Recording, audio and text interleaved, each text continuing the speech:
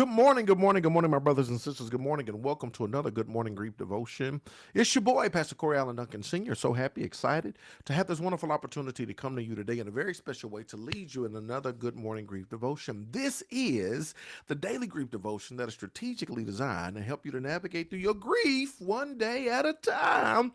What is grief? I'm so glad you asked. Grief, my brothers and sisters, it is the natural and normal and necessary response to loss, change, and or transition that results in the expressions of feelings and emotions. Grief is what you feel on the inside. Mourning is what you reveal on the outside. Therefore, we don't suppress it, but we express it. We don't ignore it, but we explore it.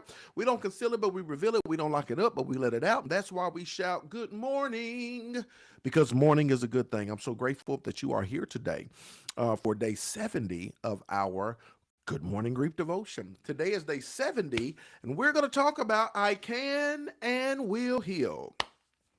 I can and will heal. Put that in the chat for me one time for the one time, right? I can and will heal. I can and will heal. Period, point blank, bottom. I don't know how long it's going to take. I don't know what it's going to take, but I can and I will heal.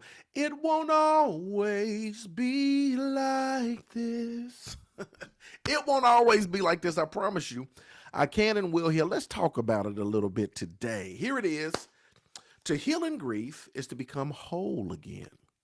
To integrate my grief into myself and to learn to continue my changed life with fullness and meaning.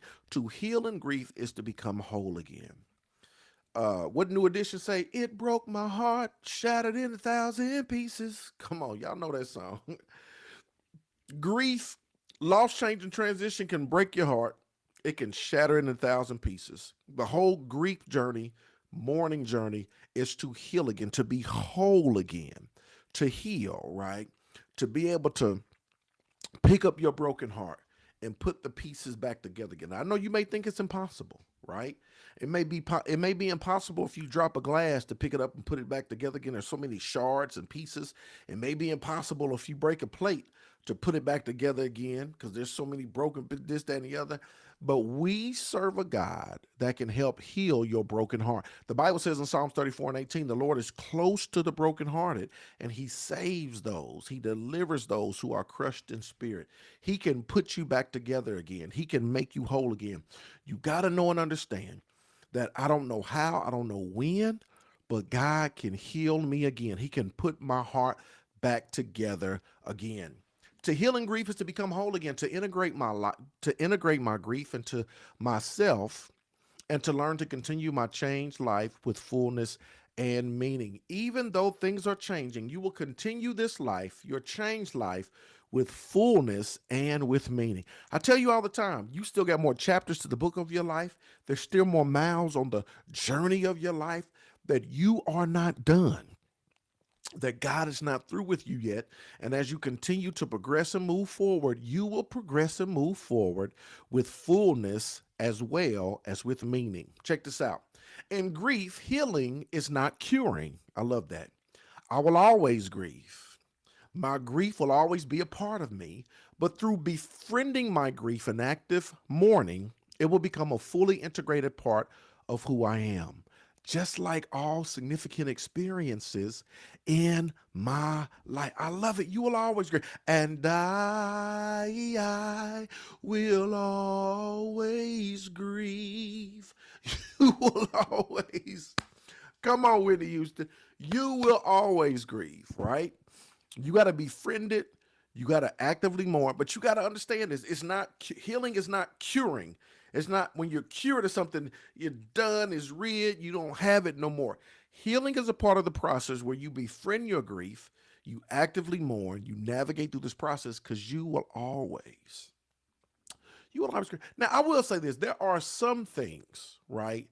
There are some things that you may fully recover from. There are some loss, change, and transitions that may happen in your life that, you know what I'm saying, that you recover from.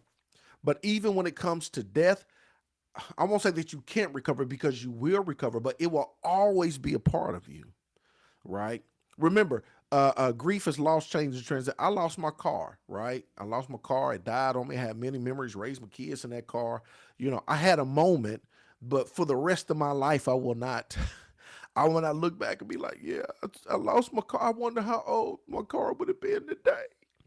I'm not going to do that 20 years from now and be like, my old Betsy would have been 30 today. Who keeps a car for 30 years, right? But when it comes to loss as it relates to death, you will always, in some form or another, grieve. It's going to be there.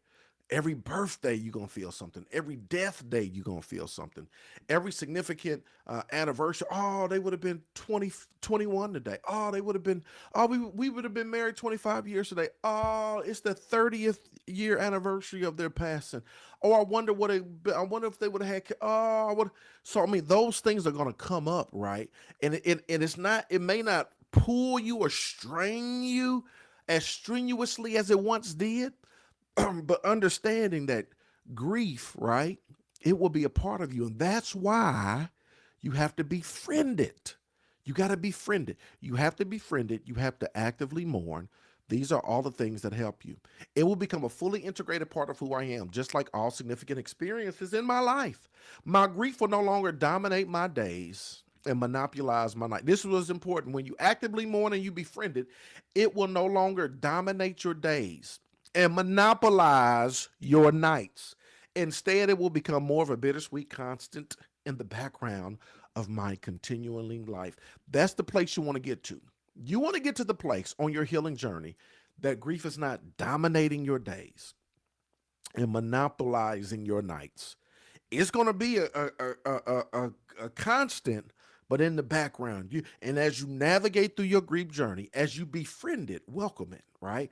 As you actively mourn, not suppress but express, not ignore but explore, not conceal but reveal. When you let it out, not let it in, keep it in, but let it out. That's when I feel better, right?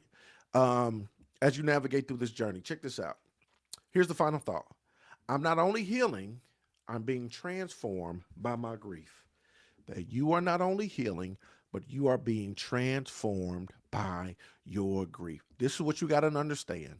I can and will heal. I can and will heal. Whatever you're going through, whatever you're experiencing, wherever you are on your grief journey, whether it's super duper fresh, whether you've been through it for a while, I can and will heal. You got to know this. You got to understand this about your life. It's your boy, Pastor Corral Duncan Sr. I love you with the love of the Lord. I appreciate each and every one of y'all. Thank y'all for tuning in. Join us again tomorrow, 8 a.m. for another Good Morning Grief devotion.